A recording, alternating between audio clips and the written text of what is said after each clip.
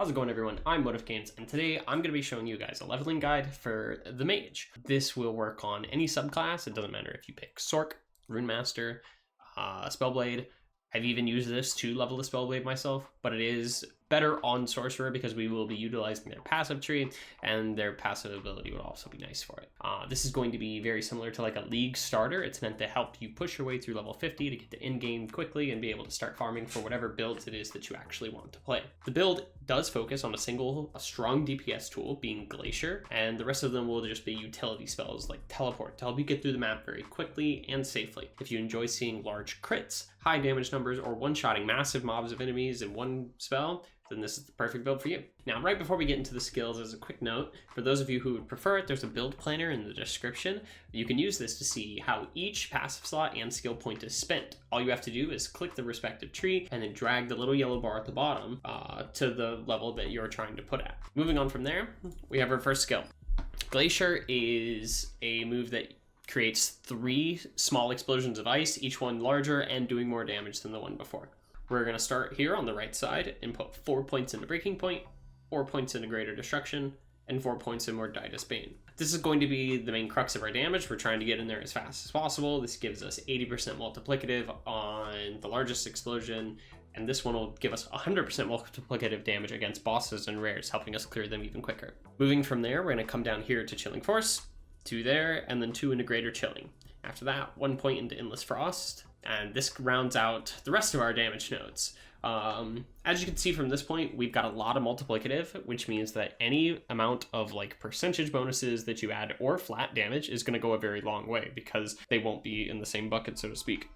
Endless Frost does only give you multiplicative damage against enemies that are chilled, but it also increases the chill chance, so you shouldn't have a problem with getting that to trigger.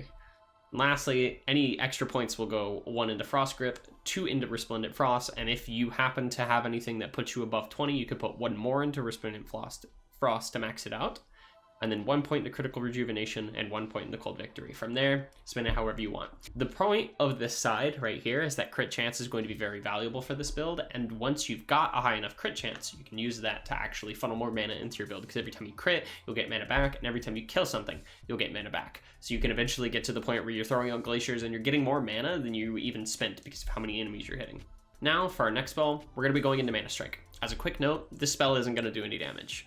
We're not itemizing for it. We're not going to be putting any nodes in it for damage. Anytime you're low on mana, you cast a few glaciers, you're going to be in the negative probably because you hit it one too many times. Just go ahead and start spamming Mana Strike to get your mana back up. Every time you hit an enemy with it, you'll get 15. Doesn't matter how many you hit, you're only going to get that 15. But let's put 3 points into Arcanist Blade to go ahead and bump that up. Then we're going to put 1 point into Swift Sap, 1 point into Sprite Blade, and then 1 point into Mana Drain, or 4 points. And then 4 points into Mana Drain. With that, we can go ahead and fill out the rest of Swift Sap and then start putting any extra points into Rage Sap. The whole point here is we're just, like I said, maximizing the amount of mana we get, and then we increase our attack speed, which lets us use it more for more mana. And then lastly, Rage Sap. Once you have this, anytime you use it, for the next 4 seconds, you get a global damage buff. This is very important once you have this node to make sure that you're actually using this, especially against bosses, to squeeze out every little bit of damage you can get. Any extra points you get from there, throw them into Critical Mana.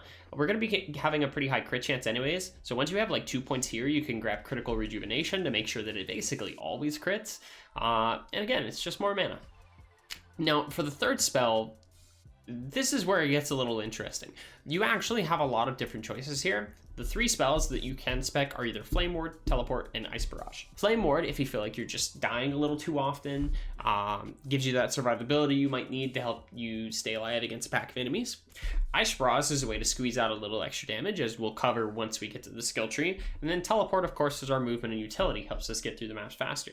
Personally, I like to start with Teleport, but again, it's your choice. Now, if you pick Teleport, we're going to go ahead and start with 4 points into Comet Rush. This gives you haste anytime you use the ability, and being able to move through the map a lot quicker is very helpful. Again, the cooldown reduction is nice as well. From there, we're going to put 2 points into Crystalline Passage, 4 points into Mana Efficiency, and 1 point to Wormhole. Wormhole will make it so if you have any spells on cooldown, when you teleport, they'll get reduced a little bit. It's nice, but not too big of a deal. Might as well grab it though. From there, 5 points into time dilation to make sure we're getting this Comet Rush online even longer. And for the last few points, honestly, I'd put it anywhere but this left side. We don't want the cooldown to be longer, so for now I've just been putting in the Resonant Plasma to get my resistances up.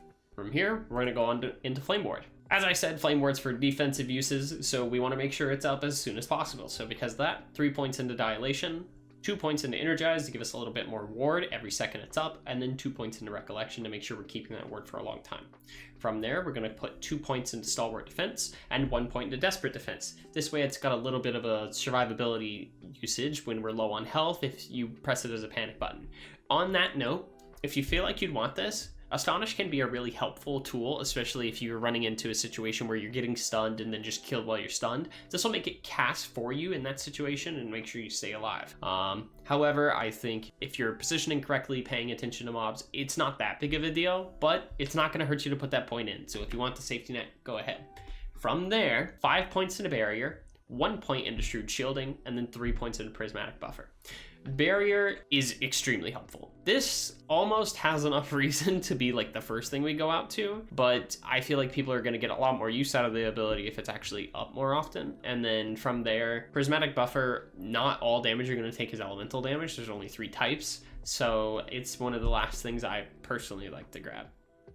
For extra points, there's a lot you could do with it. You could pick up Shrewd Shielding and maybe go into Mental Aegis. You can pick up that Astonish we talked about earlier if you didn't. I would say anything that's not going to increase the cooldown, fair game.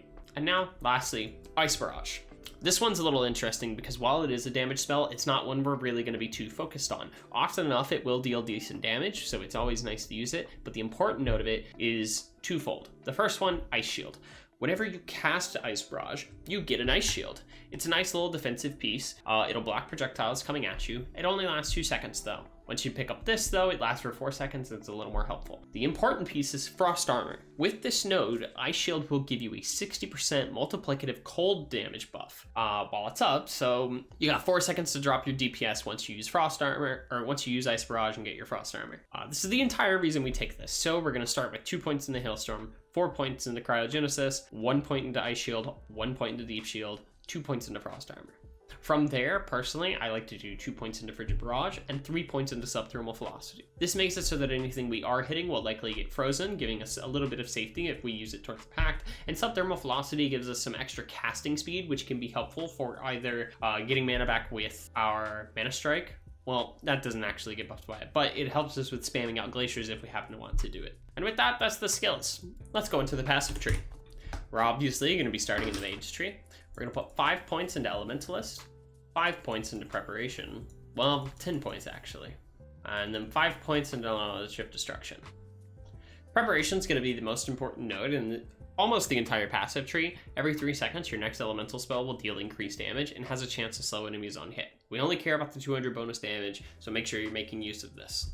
Next, Sorcerer's Tree. We're going to put 5 points into Calculated Destruction. This gives us our increased spell strike chance, or crit chance per intelligence, very helpful. And then 8 points into Afterglow, very helpful. 5 points into Cryomancer. 7, I guess, sorry, miscounted. 7 points into Cryomancer, and then 5 more points in Chill to the Bone. From here, we're going to take a detour to the Rune Master tree. We're going to put 5 points into Quintessence of Triumph, 5 points into Rune Word Cataclysm, and 5 points into Never Late. Some quick notes about this. Cataclysm is going to give you a buff every time you crit. Once again, another reason why we're trying to focus on this, but Never Late makes it so that anytime you use a traversal skill, your next non-channeled spell has additional spell damage and a higher chance to crit strike. So what you want to be doing is teleporting and then casting your Glacier. Even if you're fighting a boss, you can just throw some hits. If you feel like you won't have to dodge anything with teleport anytime soon, you can teleport and then just immediately cast. It's a very nice way to get a little bit of extra damage out. But from there, I would say you can come into here, put 1 more point into Cryomancer, and then we can go ahead and just put the rest of our points into Calculated Destruction. From this point, you're about level 51. You can keep filling out spells wherever you want, through here in the Rune Master tree to get a little bit of extra crit. You can come over here to Mage and start filling out something like Ice and Fire, or fill out Knowledge of Destruction. But by this point, I would recommend you start looking into other builds. Or if you happen to be a sorcerer, you can just go deeper into this tree with things like Crackling Precision, Arcane Obliterate, and start to really try to push this build to its limits. Lastly, items. I really haven't itemized this character out too much. You'll notice in some of the footage that I'm going to put up here that we're able to actually clear bosses with little to no items on for a long time. Basically, all you want to do is find whatever staff or wand has the highest flat spell damage in its implicits. These are the lines above your affixes that you don't get to throw on. They'll be the same for the most part, no matter what you pick up. So make sure you're paying attention to that. Whatever gives you the highest implicits, and then you can just throw on whatever helpful lines you want. So like you can see here, I picked up a white imbued quarterstaff and then just threw a bunch of spell damage on it. But make sure to check your DPS number here on Glacier. If you were to put something on, you'll notice it goes up or down, and that's going to be a helpful way to tell what's going to be the best item for you. From there, you're just going to want to make sure that you're filling out cold damage and elemental damage or spell crit, things like that for offensive lines, but do not neglect your defensive lines. You can see I don't even have anything here on my belt for damage. Cooldown reduction would be ideal. Movement speed on your boots and cooldown reduction. Rings, want to make sure you're picking up crit strike avoidance. Health, anywhere you can put it, literally. If you can put health on a belt, do it. If you can put it on your shoes, do it. The important line for chess pieces is chess piece can actually have +1 to Glacier. This is very helpful. Extra skill points into your main skill is going to be super important. Try to look out for this. Make sure you can throw it on if you can. Emphasize it in the loot filter. If you don't know how, you can just come into here, add rule, condition, affix, and then at the top, you can go ahead and type in Glacier, and then click emphasize. Now, anything that has this line on it will be underlined. Just be chess pieces, so there won't be too many dropping, and it is rare. But for the rest of this, honestly, most of this is just random ragtag gear that I've thrown together. Isidora's Grave Chill is really nice because it's 15 flat cold damage, so this is one upgrade I would kind of look for the short time until you can find something better for an Exalted. And then for a unique weapon, a Frozen Ire is actually really nice. It gives you 100% bonus cold damage, 43 flat, you can find it at level 33, and it'll actually scale with you as you level, giving you extra narcotic resistance and freeze rate, and spell damage as well. This thing kind of does it all for you. I would absolutely keep an eye out, and if you can ever find it, throw it on. This thing will do wonders for you. Also opens up that offhand, so if you were using a two-hand, you can squeeze a little bit more out that way. With that, I think that's pretty much going to be it for this video. For a few tips and tricks real fast, one especially big one. Preparation, we talked about it earlier. Every 3 seconds, the next spell you cast is going to be empowered. This will actually be eaten by your Flame Ward. If you use Flame Ward, it takes it because Flame Ward technically does damage. Your teleport and your Mana Strike will not absorb it, so keep that in mind. If you wanted to use Flame Ward, maybe it's best to throw out Glacier right before so you can get the preparation onto it instead of the Flame Ward. And that's the one big thing. There's really not a lot to go into this. It's a super simple build. You want to just make sure you're doing things like Glacier, start your Ice Barrage, then throw your next Glacier. But I don't think you guys are going to have any trouble playing this build. If you've enjoyed the video, make sure to drop a like, subscribe to the channel. You can find me on Twitch, where I'll either be playing hardcore characters and messing around with more ideas for season starters, or maybe I'll just be grinding with the Holy Trail Paladin we posted earlier. Who knows? But look forward to seeing you guys. Peace out.